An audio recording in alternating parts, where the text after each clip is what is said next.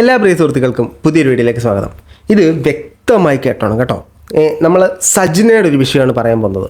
കുറച്ച് നാളുകൾ കൊണ്ട് സജിന ഭയങ്കര ട്രെൻഡിങ് ആയിരുന്നു, വൈറലായിരുന്നു. ദിയാസനിയുമായിട്ട് ഉടക്കി പല പ്രശ്നങ്ങളും ഉണ്ടായിരുന്നു. ഇപ്പോൾ എന്താ പ്രശ്നം എന്ന് വെച്ച് കഴിഞ്ഞാൽ, സജിന ഒരു BMW ക്യാർ വാങ്ങി. തെറ്റാണോ? തെറ്റല്ല. ക്യാർ വാങ്ങിയപ്പോൾ ഈ ക്യാറിൻ്റെ മുഴുവൻ പണം കൊടുത്തില്ല. തെറ്റാണോ? അതും തെറ്റല്ല. എന്നിട്ട് ഈ ക്യാർ എൻ്റെതാണ്, എനിക്കിനി അടുത്ത സെഡാൻ വാങ്ങണമെന്ന് പറഞ്ഞു. അത് തെറ്റാണോ? അതും തെറ്റല്ല. എന്നിട്ട് ഈ പണം തിരിച്ചു കൊടുക്കാത്തത് കൊണ്ട് അവൻ ഈ കാറിൻ്റെ ഉടമസ്ഥൻ, യഥാർത്ഥ ഉടമസ്ഥൻ, പണം മൊത്തം കൊടുക്കാത്തപ്പോൾ അവനാണല്ലോ അതിൻ്റെ യഥാർത്ഥ പകുതി ഉടമ. അപ്പോൾ അവൻ ആ കാറും കൊണ്ട് പോയപ്പോഴത്തേനും അവൻ സ്വർണം കടത്തിയെന്ന് പറഞ്ഞിട്ട് അവനിട്ടൊരു കള്ളക്കേസ്. എന്നിട്ട് പൂച്ചക്കുട്ടി തന്നെ പറയുന്നത് കള്ളക്കേസാണ്. എന്ന് നമുക്ക് ആദ്യം സജിനയുടെ ആ ഒരു വോയിസ് ക്ലിപ്പ് ഒന്ന് കേൾക്കാം. അല്ല, വോയിസ് ക്ലിപ്പല്ല, സജിന കാറ് വാങ്ങിയതുമായിട്ട് ബന്ധപ്പെട്ട് കാറിനെ കുറിച്ച് പൊക്കി പറയുന്ന ചില വാചകങ്ങൾ നമുക്കൊന്ന് കേൾക്കാം. ആദ്യമായിട്ട് കാണുന്നവരും സബ്സ്ക്രൈബ് ചെയ്യാത്ത കാണുന്നവരും നിങ്ങൾ ആ സബ്സ്ക്രൈബ് ചെയ്തിട്ടുണ്ടോ നോക്കുക. നോക്കിയിട്ടില്ലെങ്കിൽ ഒരു ക്ലിക്ക് വെച്ച് കൊടുക്കുക, ഹൈപ്പ് അടിക്കുക, ലൈക്ക് അടിക്കുക, കമൻറ്റ് അടിക്കുക, ഷെയർ അടിച്ചില്ലെങ്കിലും കുഴപ്പമില്ല, എന്തെങ്കിലുമൊക്കെ ചെയ്യും. നമുക്കപ്പോൾ സജിന പറയുന്നത് കേൾക്കാം. ഡ്രൈവിംഗ് പഠിച്ചത് ഞാൻ റീസെൻ്റിലാണ് പഠിച്ചത്. എനിക്ക് ഭയങ്കര ഇഷ്ടമായിരുന്നു. എൻ്റെ സിസ്റ്ററൊക്കെ നല്ല രീതിയിൽ വണ്ടി പഠിക്കുന്നത്. അപ്പം എനിക്ക് ആഗ്രഹമായിരുന്നു, അയ്യോ ഞാനെന്താ ഇത്രയും പെട്ടെന്ന് പഠിക്കാത്തതെന്നൊക്കെ ഞാൻ വിചാരിച്ചു. പക്ഷേ എടുത്തു കഴിഞ്ഞപ്പോൾ ഭയങ്കര സ്മൂത്ത് ആയിട്ടൊക്കെ ഓടിക്കും. ഏത് വണ്ടി എടുക്കണമെന്നായിരുന്നു ആഗ്രഹം കുഞ്ഞിലെ? അങ്ങനെ എന്തെങ്കിലും ഉണ്ടായിരുന്നു? എനിക്ക് സെഡാൻ മോഡൽ ഇഷ്ടമാണ്, SUV മോഡൽ ഇഷ്ടമാണ്. എനിക്ക് വലിയ വണ്ടി, കാരണം ഞാൻ സൈസ് ഉള്ളതുകൊണ്ട് എനിക്ക് വലിയ വണ്ടി വേണമെന്ന് ആഗ്രഹമായിരുന്നു.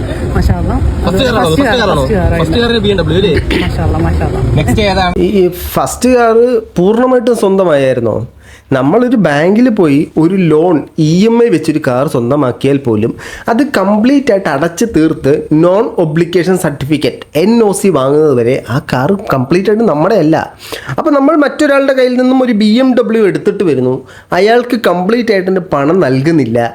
അപ്പോൾ എന്നിട്ട് അവൻ പണം ചോദിക്കുമ്പോൾ കൊച്ചിറക്കാം, നമ്മളൊക്കെ വലിയ പുള്ളികളാ, ഓസ്കർ ജേതാവ് എൻ്റെ കൂടെ ഉണ്ട്, ഞാൻ നടി എന്നൊക്കെ പറഞ്ഞു കഴിഞ്ഞാൽ മോഷണം എന്നല്ലേ അതിനെ പറയാൻ പറ്റൂ. ഫുൾ മോഷണം എന്ന് പറയാൻ പറ്റത്തില്ല, പാതി മോഷണം. ബാക്കിയൊക്കെ എന്നാലും നിങ്ങൾക്ക് കാര്യം കുറച്ചുകൂടെ മനസ്സിലാവും. എനിക്ക് BMW ഭയങ്കര ഇഷ്ടമാണ്. BMW എന്ന ബ്രാൻഡ് നെക്സ്റ്റ് സെഡാനിൽ ഒരു മോഡൽ എടുക്കണമെന്ന് ഭയങ്കര ആഗ്രഹമുണ്ട്. മാഷാഅല്ലാ, ഒരു ബിസിനസ്സൊക്കെ സ്റ്റാർട്ട് ചെയ്ത് സെഡാൻ എടുക്കണം. അത് പറ്റുമെങ്കിൽ മറ്റേ ഇപ്പോൾ ഈ വണ്ടി എടുത്ത അൻവർ PMA കാർസിൽ നിന്ന് തന്നെ എടുക്കണം. മനസ്സിലായില്ലേ? ഓക്കെ, സജിനയുടെ ഇങ്ങനൊരു വീഡിയോ വന്നതിൻ്റെ താഴെ അൻവർ PMA കാർ എന്ന് പറയുന്ന ഒരു ഐഡിയിൽ നിന്നും ഒരു കമൻറ്റ് വന്നു. കമൻറ്റ് ഞാൻ വായിക്കാം. വണ്ടി നല്ല ഇഷ്ടമെങ്കിൽ 8 മാസത്തോളമായി ഈ വാഹനം നിങ്ങൾ വാങ്ങിയിട്ട് ഇതുവരെ അതിൻ്റെ ഫുൾ ക്യാഷ് തന്നിട്ടില്ല, നിങ്ങളുടെ പേരിലേക്ക് വാഹനം മാറ്റിയിട്ടുമില്ല, അപ്പോൾ വണ്ടിയുടെ ഓണറും ആയിട്ടില്ല. ഇതൊരു വാടകയ്ക്ക് എടുത്ത സെറ്റപ്പ് ആയിരുന്നല്ലേ? വണ്ടി സ്വന്തമല്ല. എന്നിട്ട് അങ്ങ് പറയുവാണ്, ഇത് എൻ്റെ സ്വന്തം BMW സെഡാൻ SUV സൂപ്പർ കൊള്ളാം. ബാക്കി പറ. ആർക്ക് ചെക്ക് ചെയ്താലും മനസ്സിലാവും വാഹനം അവരുടെ പേരിലല്ല എന്നത്. ആ വാഹനം സന്തോഷത്തോടുകൂടി ഓടിക്കണമെന്നുണ്ടെങ്കിൽ എൻ്റെ ബാക്കിയുള്ള ക്യാഷ് തന്നാൽ മാത്രമേ നിങ്ങൾക്ക് സന്തോഷത്തോടുകൂടി ഓടിക്കാൻ പറ്റുകയുള്ളൂ. അല്ലെങ്കിൽ അയാളുടെ വിഷമത്തിൻ്റെ, വേദനയുടെ, അയാളുടെ കഷ്ടപ്പാടിൻ്റെ, അയാളുടെ നഷ്ടത്തിൻ്റെ എല്ലാം ഒരു ബാക്കി പത്രമായിരിക്കും ആ കാറ്. എടാ പൈസ കൊടുത്താരേ 3 കോടി രൂപ ഇല്ല അങ്ങനെ പേടിപ്പിച്ച് മേടിച്ചു എന്നൊക്കെയല്ലേ നാട്ടുകാർ പറയുന്നേ. ആ പൈസ കൊടു, ചേടാ കാറിൻ്റെ പൈസ കൊടുത്തേ. എന്തിന്? നമുക്ക് അങ്ങനെ വല്ലതും പൈസ ഒന്നും വേണ്ട. സജിന ചേച്ചി ആ പൈസ കൊടുത്താരേ. ബാക്കി വായിക്കാം. എന്ത് ചെയ്യും? എൻ്റെ ശാപമുള്ള വാഹനമാണിത്. പ്രാഗുവാണ്. എനിക്ക് ക്യാഷ് തരാതെ എന്നെ ഒരുപാട് കഷ്ടപ്പെടുത്തിയ വാഹനമാണിത്. അത് ശരി, അവർ പൈസ തരാത്തതിന് കുറ്റം വാഹനത്തിന് പ്രശ്നമൊന്നുമില്ല, വാഹനത്തിൻ്റെ ഉടമയാണ് പ്രശ്നം. നിങ്ങൾക്ക് സന്തോഷത്തോടുകൂടി ഒരിക്കലും ആ വാഹനം ഓടിക്കാൻ പറ്റുകയില്ല. ദുഷ്ടനെ പലപോലെ വളർത്തുമെന്നാണ്. അവർക്കൊന്നും ഒരു പ്രശ്നം ഉണ്ടാവില്ല. ഞാൻ കഷ്ടപ്പെട്ട് സമ്പാദിച്ചുണ്ടാക്കിയ പണം കൊണ്ട് വാങ്ങിയ വാഹനമാണിത്. അതിന് മുഴുവൻ പണവും തന്നിട്ട് ഇങ്ങനെ കടന്ന് ഡയലോഗ് അടിക്കാനാണ് പുള്ളിക്കാരൻ പറയണത്. ഓക്കെ, ഇനി നമ്മളെ ബിച്ചു ഉണ്ടല്ലോ, ബിച്ചു ഈ അൻവർ PMA കാർസിനെ കോൺടാക്ട് ചെയ്തു. അപ്പോൾ പുള്ളി പറയുന്ന കുറച്ച് കാര്യങ്ങളുണ്ട്. ഞാനൊന്ന് ആദ്യം രത്നച്ചുരുക്കം പറയാം, എന്നിട്ട് നിങ്ങൾ ആ വോയിസ് കേട്ടാൽ മതി. പുള്ളിക്കാരൻ പറയുന്നത്, ഞാൻ അവർക്ക് കാറ് വിറ്റു, അവർ ഫുൾ പൈസ തന്നില്ല. പൈസ തരാത്തപ്പോൾ ദാറ്റ് ഈസ് മൈ വാഹനം. ആകെ കിട്ടുന്ന തുച്ഛമായ വരുമാനത്തിൽ നിന്നും തുച്ഛമായ ലാഭം ഉണ്ടാക്കാൻ വേണ്ടി ഞാനൊരു കാർ വിൽക്കുമ്പോൾ ആ കാറിൻ്റെ ഫുൾ പൈസ തരാത്തപ്പോൾ തുച്ഛമായ ലാഭം പോയിട്ട് വലിയ നഷ്ടം വരെ ഞാൻ സഹിക്കേണ്ടി വരും. ആയതിനാൽ ഞാൻ ആ കാർ തിരിച്ചെടുക്കുന്നു എന്ന് പറഞ്ഞ് ഈ പുള്ളിക്കാരൻ കാർ തിരിച്ചെടുക്കുന്നു. തിരിച്ചെടുത്തപ്പോഴത്തേനും നമ്മുടെ പൂച്ചക്കുട്ടി തന്നെ ആയിരുന്നു ഒരു കേസ് അങ്ങോട്ട് കൊടുക്കുന്നു. എന്ത് കേസ്? അവൻ കാർ എടുത്തുകൊണ്ട് പോയപ്പോൾ വണ്ടിക്കകത്തുനിന്ന് സ്വർണം ഉണ്ടായിരുന്നു. സ്വർണം അവൻ അടിച്ചു മാറ്റി എന്നും പറഞ്ഞിട്ടാണ് ഈ പറയുന്ന കേസ് ഫയൽ ചെയ്യുന്നത്. സ്വർണം അടിച്ചു മാറ്റി എന്ന് പറഞ്ഞ കേസിൽ ഈ പുള്ളിക്കാരൻ 8 ദിവസം ജയിലിൽ കിടക്കുകയും 60,000 രൂപയോളം നഷ്ടമാകുകയും ചെയ്തു. ഇതാണ് സംഭവം. അതായത് ദ്രോഹമെന്ന് പറഞ്ഞാൽ ഒരു മനുഷ്യനെ ഏതൊക്കെ തരത്തിൽ ദ്രോഹിക്കാമോ, അതായത് സ്വന്തമായിട്ട് അധ്വാനിച്ച് പണിയെടുത്ത് ജീവിക്കുന്നൊരുത്തനെ നമ്മുടെ ഇഷ്ടം പോലെ കാശുണ്ട്, ഓസ്കാറൊക്കെ കിട്ടി, സെലിബ്രിറ്റിയാണ്, സോഷ്യൽ മീഡിയയിൽ ഇപ്പോൾ വൈറൽ താരമാണ്. വൈറൽ നല്ല രീതിയിലാണെങ്കിലും മോശം രീതിയിലാണെങ്കിലും വൈറൽ തന്നെയാണല്ലോ. വൈറൽ താരമാണ്, ഇഷ്ടം പോലെ കാശുണ്ട്, ലക്ഷങ്ങൾ കൊണ്ട് അമ്മാനമാടുന്ന ടീംസിന് എന്തിനാണ് വല്ലവൻ്റെ പൈസ? എന്തിനാണ് ഇങ്ങനെ കള്ളക്കേസുകളൊക്കെ? നിങ്ങൾക്ക് തന്നെ ഇപ്പോൾ നമ്മൾ നോക്കിക്കഴിഞ്ഞാൽ സജിനെക്കുറിച്ചും ഈ പൂച്ചക്കുട്ടീനെക്കുറിച്ചും കേൾക്കുന്ന കഥകൾ മൊത്തവും മ്ലേച്ഛകരമായ കഥകളാണ്. 1, ലഹരി പദാർത്ഥങ്ങൾ ഉപയോഗിക്കുന്നു. 2, പരപുരുഷ ബന്ധം. പരാന്നും പറയാൻ പറ്റത്തില്ല, ഒരുപാട് പരപുരുഷ ബന്ധം ആണ് കേൾക്കുന്ന കഥ കേട്ടോ. സത്യമാണെന്ന് നമുക്കറിയത്തില്ല. 3, പണത്തിന് വേണ്ടിയിട്ടുള്ള ബ്ലാക്ക് മെയിലിംഗ്. 4, ഫിറോസിന് ഡ്രൈവേഴ്സ് കൊടുക്കുന്നില്ല. ഇങ്ങനെ ഒരുപാട് പേരുടെ ക്രെഡിബിലിറ്റി പോകുന്ന സാധനങ്ങളാണ് സോഷ്യൽ മീഡിയയിൽ നമ്മൾ കേട്ടോണ്ടിരിക്കുന്നത്. അതിൻ്റെ കൂടെ ഇപ്പോൾ വണ്ടി മോഷണവും.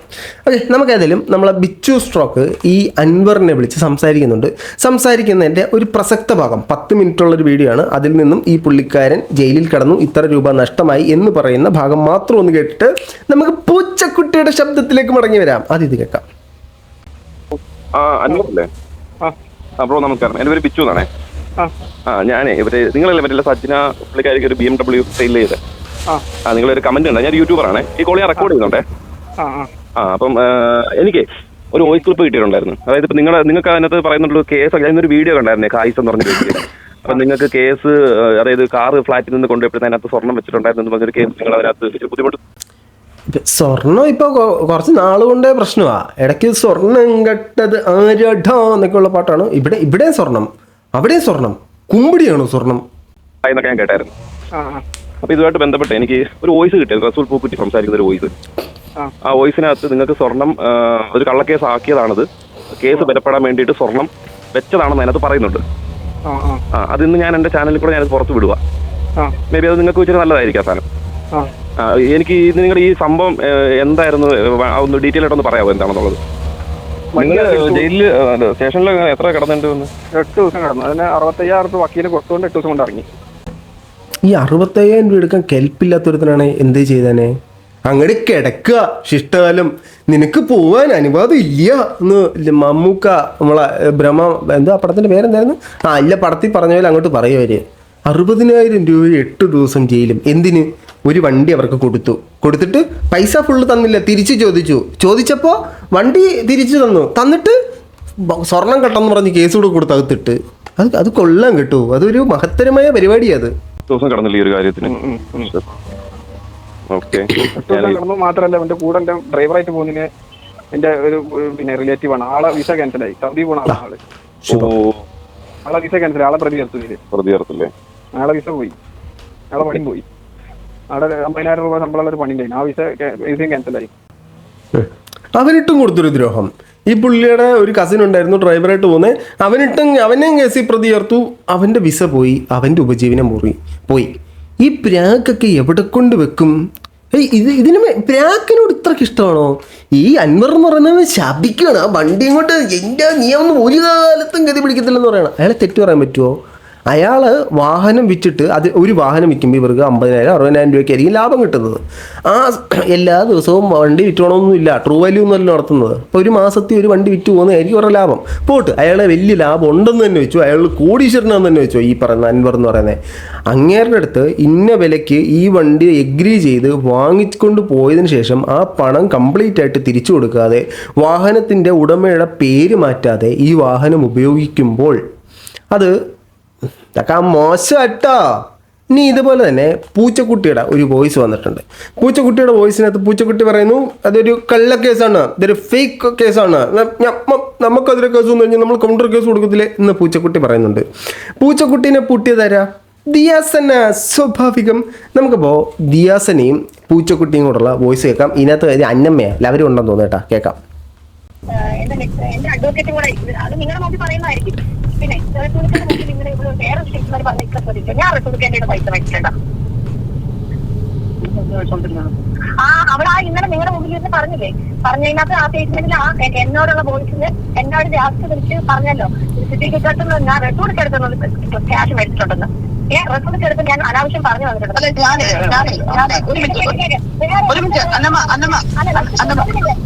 അന്നമ്മ മിണ്ടാതിരി. ദിയാസാനെ ചോദിക്കട്ടെ, ഇത്രയധികം ചർച്ചകളിൽ പങ്കെടുത്ത ദിയാസാനെ വരെ സൈഡാക്കുന്നു. എന്തൊരു പരിപാടി ഇതന്നമ്മ? ചോദിക്കട്ടെ, ചോദിച്ചാലല്ലേ കാര്യങ്ങൾ ഇങ്ങനെ മണ്ണി പോലെ എടുക്കാൻ പറ്റൂ. ദിയാസാനെ ചോദിക്കണം, നല്ല കേൾക്കണം, നല്ല പെട്ടത്തുള്ളൂ. പെട്ടട്ടെ, ഉടായ്പ് കാണിക്കുന്ന പൂച്ചക്കുട്ടി പെട്ടട്ടെ. കേൾക്കാം. പിന്നെ ഒറ്റ പോയി പറഞ്ഞ് ഞാൻ ഇത് നിർത്താം. വേറൊന്നല്ല, റസൂലിലേക്ക് ഒരു ചെറിയൊരു സംഭവം ഞാൻ പറഞ്ഞുതരാം. റസൂലിലേക്ക് നിശ്ചയിച്ച് പറ്റിയെന്ന് വെച്ചാൽ ഞാന് പറയുന്ന കാര്യങ്ങൾ ഇവളോട് പറയുന്നു എന്ന് പറഞ്ഞുകൊണ്ട് ഇവിടെ സ്പീക്കറിൽ കേൾപ്പിച്ചു. സത്യം പറഞ്ഞാൽ എൻ്റെ പൊന്നി സജിന ഫിറോസ്, അല്ല ഫിറോസ് എന്ന് പറയാൻ പറ്റില്ലോ, സജിനെ സമ്മതിക്കണം. അവിടെ പറയുന്നത് ഇവിടെ റെക്കോർഡ് ചെയ്ത് അയച്ചു കൊടുക്കുന്നു, ഇവിടെ പറയുന്നത് അവിടെ റെക്കോർഡ് ചെയ്ത് അയച്ചു വെക്കുന്നു. രണ്ടിടത്തും റെക്കോർഡ് ചെയ്ത് അയച്ചു കൊടുത്തില്ലെങ്കിൽ ഇവിടെ പറയുന്നത് സ്പീക്കറിലിട്ട് അവരെ കേൾപ്പിക്കുന്നു. എടാ, തന്നെ അല്ലയോ അയാൾ പ്രേമിച്ചേ? തന്നെ പ്രേമിക്കുമ്പോൾ തന്നോട് പേഴ്സണലായിട്ട് പറയുന്നത് താൻ വേണ്ട കേൾക്കാൻ, താൻ എന്തിനത് മറ്റുള്ളവരെ കേൾപ്പിച്ച് പരിഹാസ കഥാപാത്രമാകുന്നേ? ഈ വല്ലാതെ ജാതി സൈക്കോ തന്നെ. എല്ലാ ഫുൾ വോയിസ് കോളുകളും ഭദ്രം. രാത്രിയിലൊക്കെ വിളിച്ചിട്ട് മറ്റേ സരസു ആ സാധനം സംസാരിച്ചിട്ടുണ്ടെങ്കിൽ അതും റെക്കോർഡടാ. ഒന്നും പേടിക്കാനില്ല. അതുകൊണ്ടാണെന്ന് തോന്നുന്നു പൂച്ചക്കുട്ടി രംഗത്തോട്ട് വരാത്തത്. ഒന്നും മിണ്ടാൻ പറ്റത്തില്ല. എന്തെങ്കിലും മിണ്ടി കഴിഞ്ഞാൽ രാത്രിയിലെ ഉണ്ടെങ്കിൽ അതും പുറത്ത് വരും. ഒന്നും മിണ്ടാൻ പറ്റത്തില്ല. പെട്ട് പ്രശ്നം പോയതുകൊണ്ട് ഇല്ലെങ്കിൽ ഇതൊക്കെ ഞാൻ അന്നേ പറഞ്ഞിട്ട് ഇക്കാനെ ഞാൻ രക്ഷിച്ചേനെ.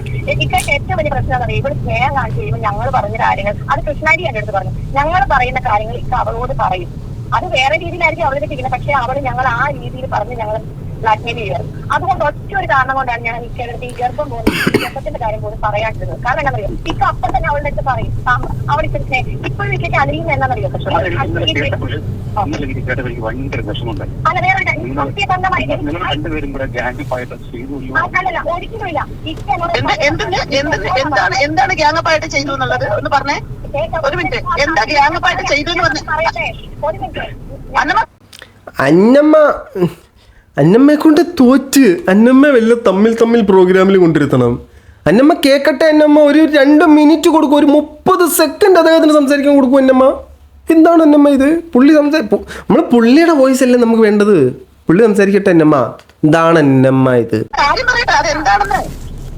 അത് ഞാൻ പറയണം. ഇക്കേനെ കൊണ്ട് ഞാൻ പഠിപ്പിക്കാം. ഞാന് എന്താ പറയാ, രണ്ടാമത് ഫോഴ്സ്ഫുള്ളി ഇക്കാനെ കൊണ്ട് ചെയ്യിപ്പിക്കണം, ഗർഭം ഉണ്ടാക്കണമെന്ന് പറഞ്ഞ് ഞാനാണെന്ന് ഇക്കാരുടെ അടുത്തേക്ക് പറഞ്ഞു വിട്ടത്. ഫോഴ്സ്ഫുള്ളി ഗർഭം ഉണ്ടാക്കാൻ ഇക്കയുടെ അടുത്തേക്ക് പറഞ്ഞു വിട്ടോ? 18 തികയാത്ത പാൽക്കാരൻ പയ്യനെ 16 പെൺകുട്ടികൾ ചേർന്ന് സംഘം ചെയ്ത അത് ഇവിടെ ആയിരുന്നോ?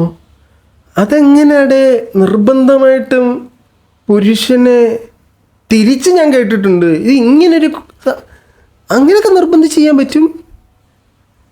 എത്ര ചിന്തിച്ചിട്ടുണ്ടെങ്കിൽ മെക്കാനിസം കൊണ്ട് മനസ്സിലായിട്ടില്ല. കുഴപ്പമില്ല, നമ്മുടെ തെറ്റായിരിക്കും. കേൾക്കാം. കൃത്യമായിട്ട് പറഞ്ഞൊരു കാര്യം ഞാൻ അവളോട് പോലും പറഞ്ഞിട്ടില്ല. തീയോട് ഇപ്പോഴാണ് ഞാൻ പറഞ്ഞിട്ടുണ്ടെങ്കിൽ ഇച്ചനോട് പറഞ്ഞാൽ ഇവിടെ ഫോഴ്സ്ഫുള്ളി എന്നെ കൊണ്ട് ചെയ്യിപ്പിച്ചു അന്നമാന്ന് പറഞ്ഞല്ലോ. ഞാൻ ഇവൾ ഫോഴ്സ്ഫുള്ളി എന്നെ കൊണ്ട് ജയിച്ചതാണ്. ഇതിനൊക്കെ കമന്റ് ചെയ്യാൻ പറ്റൂല. അതാണ് ഏറ്റവും വലിയ പ്രശ്നം. ഇതിനൊക്കെ എന്തെങ്കിലും പറഞ്ഞു കഴിഞ്ഞാൽ ഇല്ല അപമാനിച്ചു എന്ന് പറഞ്ഞിട്ട് നമ്മളെ പിടിച്ചകത്തിടും. ഫോഴ്സ്ഫുള്ളി കടവളേ കപ്പത്ത് ബാക്കിയേക്കാം. ഒഴിഞ്ഞു മാറാനല്ലേ പറഞ്ഞത്? ഞാൻ പറയട്ടെ, എനിക്ക് ഇന്നലെ കൊണ്ട് പല കാര്യങ്ങൾക്ക് മനസ്സിലായി. അവരുടെ ഫാമിലി വെച്ചിട്ട് കാര്യങ്ങൾ സംസാരിച്ചു. ഞാൻ എന്റെ ഫാമിലി ഉണ്ടായിരുന്നു.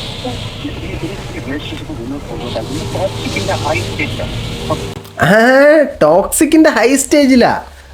അണ്ണൻ ക്ലിയറാ പുള്ളിക്കാരി. ടോസ്കിക്ക് എന്ന് പറഞ്ഞാൽ ടോസ്കിക്ക്. അണ്ണന് വീട്ടിൽ ഭാര്യയുണ്ടോ? അണ്ണന് വീട്ടിൽ മക്കളുണ്ടോ? എന്നിട്ട് അണ്ണൻ മറ്റൊരു പെൺകുട്ടിയെ തേടി പോയപ്പോൾ ആ പെൺകുട്ടി ടോസ്കിക്കായിട്ടുണ്ടെങ്കിൽ അവിടുന്ന് തന്ന ശിക്ഷയാണെന്ന് വിചാരിച്ചാൽ മതി. ഒന്നും ചിന്തിക്കണ്ട. ഞാൻ എന്റെ വൈഫിനോട് കാര്യങ്ങളെല്ലാം തുറന്നു പറഞ്ഞു. ഈ റിലേഷൻഷിപ്പ് തീർന്നു, ഇന്നലെ കൊണ്ട് തീർന്നു. എനിക്കിനി അതിനകത്തൊരു ബാഡ് ബ്ലഡ് വേണ്ട. നമ്മൾ ഇത്രയും ആൾക്കാരെ ഉപദ്രവിക്കും. നമ്മൾ ഇപ്പോഴത്തെ ഒരു മൊമെന്റിലെ ഒരു സിറ്റുവേഷൻ നമ്മൾ മാറ്റി വെച്ച് പറഞ്ഞാൽ നമ്മൾ കുറെ നല്ല ടൈം സ്പെൻഡ് ചെയ്ത ആളാണ്. ആ നല്ല ടൈം ഓർത്തിട്ട് എനിക്ക് ഇനി വേറൊരു സംഭവം കാര്യം കെട്ടിമീറ്റ് ചെയ്യാം. പിന്നെ ഇവളും ഫിറോസും തമ്മിലുള്ള പ്രശ്നങ്ങൾ ഫിറോസ് എന്തൊക്കെയോ പറയുന്നുണ്ട്. പിന്നെ മലപ്പുറത്ത് പിന്നെ കാറുകാരൻ അതെന്തൊക്കെ ഞാൻ ഒരു കാര്യം പറയട്ടെ സാറേ, ആ കേസിലെ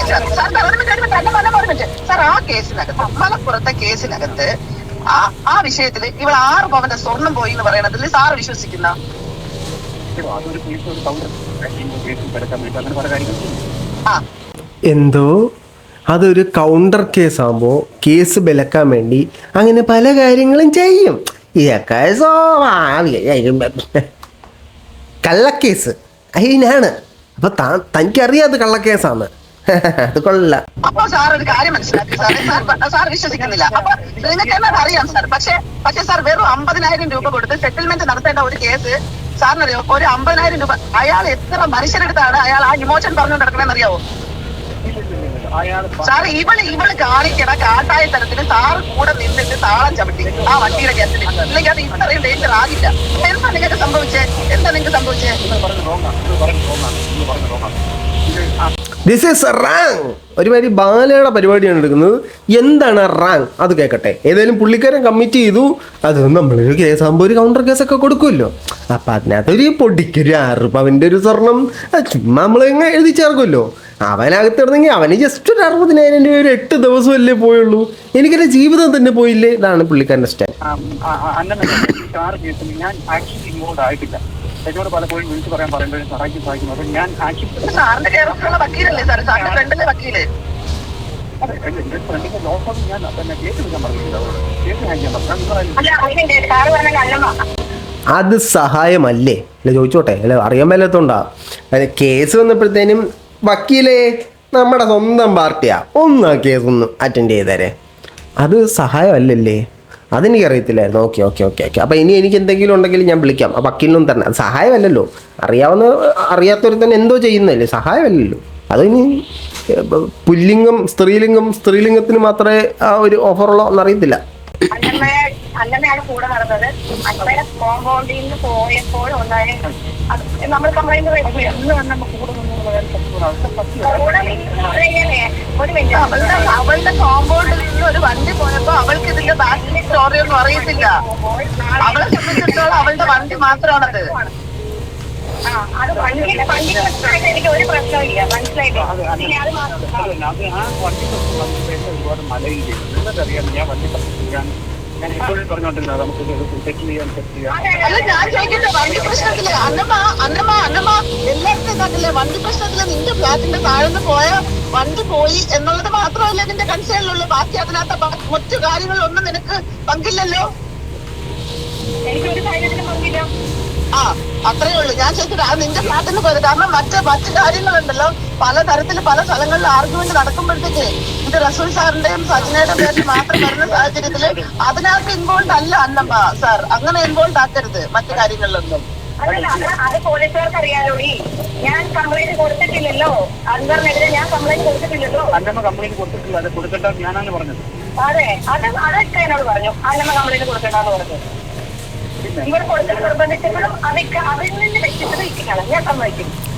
പിന്നെ പ്രധാനമന്ത്രി വരുന്നത് കൊണ്ട് ഇവർ അന്വേഷണം ഇതായിട്ട് പോയപ്പോഴും ഞാൻ വിളിച്ചപ്പോൾ സംസാരിക്കാൻ പറയും ഇപ്പൊ എന്തെങ്കിലും ചെയ്യുമെന്ന് പറഞ്ഞപ്പോൾ ഞാനൊന്ന് വിഡ്രോ ചെയ്തിട്ട് അന്നമ്മയാണ് ആക്ച്വലി DGP ആരാണ് DIG ആയിട്ട് വിളിച്ച് സംസാരിച്ചത്.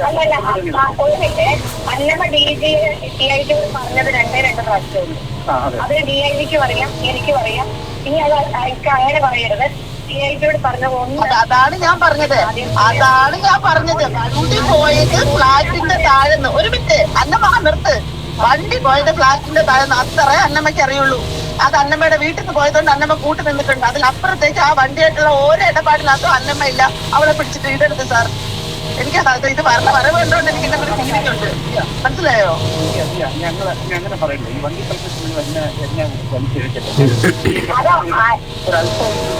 അല്ല, ഞാൻ പറഞ്ഞത് വണ്ടി പ്രശ്നത്തിൽ ഇടരുത്. മറ്റേ വിഹിത കേസിനകത്ത് ഇടാമോ? ഫ്രോഡെന്ന് പറഞ്ഞ ഭൂലോക ഫ്രോഡുകളാണ് ഇതുങ്ങളെല്ലാം ഒന്നിനൊന്ന് മെച്ചം. കുറേ നാൾ DMA പരിപാടിയും പറഞ്ഞുകൊണ്ട് നടക്കുമായിരുന്നു. അതിനു മുമ്പ് പല സ്ത്രീകളുമായിട്ട് ബന്ധം ഇയാൾക്ക്, പല പുരുഷന്മാരുമായിട്ട് ബന്ധം അയാൾക്ക്. അങ്ങനെ ഒരു പരിപാടി. എന്തൊക്കെ യാടെ ഇതിനകത്ത് നടക്കുന്നേ. എന്നിട്ട് ഒരുത്തൻ്റെ നിന്ന് വണ്ടി മേടിച്ചിട്ട് BMW കാറ് മേടിച്ചിട്ട് ഉളുപ്പില്ലാതെ അതിൻ്റെ പൈസ കൊടുക്കാതെ അത് ഓടിച്ചുകൊണ്ട് നടക്കുക. എന്നിട്ട് പൈസ തിരിച്ചു വെച്ചപ്പോഴത്തേന് അവൻ്റെ എതിരെ ഒരു ഇൻഡാസ് കേസും കൊടുത്തിട്ട് അവനെ പിടിച്ചകത്തിട്ട്. കൊള്ളാം, നല്ലതാ. എന്തായാലും ഈ ദിയ സന്നയുടെ ഒരു കാര്യമുണ്ട്. ഇനി ഈ അന്നമ്മേനെ ഒഴിവാക്കിയിട്ട് സംസാരിക്കുക. പുള്ളിക്കാരി പറയുന്നുണ്ട് പകുതി സാധനങ്ങളും കിട്ടുന്നില്ല, നമുക്ക് അങ്ങോട്ട് കണക്റ്റ് ആവുന്നില്ല. പുള്ളിക്കാരി എന്തോ ചർച്ചയിൽ ജയിക്കാൻ സംസാരിക്കുന്നെന്ന് എനിക്ക് തോന്നുന്നു. എന്തായാലും കൊള്ളാം. പൂച്ചക്കുട്ടി വിദഗ്ധമായി നാറി. കണ്ണടച്ച് പാല് കുടിച്ചു കഴിഞ്ഞാൽ തനിക്ക് മാത്രമേ അത് ഇരുട്ടാവത്തുള്ളൂ, ബാക്കി എല്ലാവർക്കും അത് വെളിച്ചമായിരിക്കും എന്ന് മനസ്സിലാക്കുക.